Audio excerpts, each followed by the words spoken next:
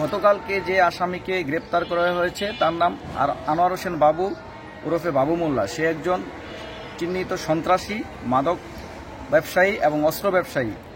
তার কাছে প্রচুর পরিমাণে অবৈধ অস্ত্র রয়েছে। বৈষম্য বিরোধী ছাত্র আন্দোলনে হত্যাসহ একাধিক মামলার আসামি আনোয়ার হোসেন বাবু ওরফে বাবু মোল্লাকে গ্রেফতার করেছে মুন্সিগঞ্জ থানা পুলিশ। শুক্রবার 22 নভেম্বর দুপুরে মুন্সিগঞ্জ সদর থানার ওসি তদন্ত সজীব দে নিউজ 71.tv-কে গ্রেফতারের বিষয়টি নিশ্চিত করেছেন। 21 নভেম্বর আসামি মালয়েশিয়া যাবার উদ্দেশ্যে হযরত শাহজালাল আন্তর্জাতিক বিমানবন্দরের ইমিগ্রেশনের মাধ্যমে বিদেশ যাবার চেষ্টা করলে ঊর্ধ্বতন কর্তৃপক্ষের মাধ্যমে 22 নভেম্বর রাত 1টায় মুন্সিগঞ্জ থানা পুলিশের একটি চৌকস টিম তাকে গ্রেফতার করতে সক্ষম হয়। গ্রেফতারকৃত আনোয়ার হোসেন বাবু ওরফে বাবু মোল্লা মুন্সিগঞ্জ সদর উপজেলার চরবেশনাল এলাকার মৃত আসাদ মোল্লার ছেলে।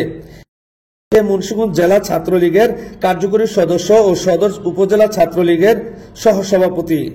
বৈষম্য বিরোধী ছাত্র আন্দোলনে মুন্সিগঞ্জের সুপার মার্কেট এলাকায় ছাত্র জনতার উপর গুলি ও হত্যার অভিযোগে সজল হত্যা মামলার 50 নং আসামি, ডিপজল হত্যা মামলার 194 নং আসামি ও মুন্সিগঞ্জ সদর উপজেলা ছাত্রদলের আহ্বায়ক তাজুল ইসলামের বাড়িতে হামলা মামলায় 2 নম্বর আসামি।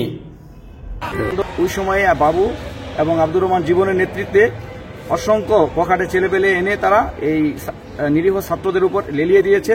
তারা সরাসরি গুলি করেছে, তারা নেতৃত্ব দিয়েছে এই ছাত্রদেরকে হত্যা করার জন্য এবং এর তথ্য প্রমাণও আমাদের কাছে রয়েছে। আইনশৃঙ্খলা রক্ষাকারী বাহিনীকে আমরা সহযোগিতা করে যাচ্ছি।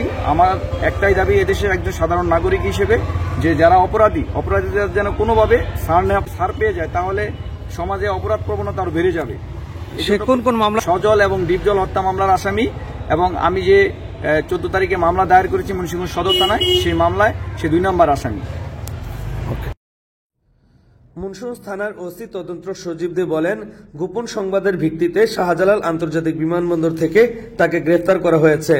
বাবু মোল্লার বিরুদ্ধে বৈষম্য বিরোধী ছাত্র আন্দোলনে একাধিক হত্যা মামলা ও সদর থানা ছাত্রদলের আহ্বায়ক তাজুল ইসলামের বাড়িতে হামলা মামলা সহ 3টি মামলা রয়েছে। এসব মামলায় জিজ্ঞাসাবাদের জন্য 7 দিনের রিমান্ড চেয়ে আসামিকে আদালতে প্রেরণ করা হয়েছে। Mohammad Jahangir Alam, news 71.tv, Munshiganj.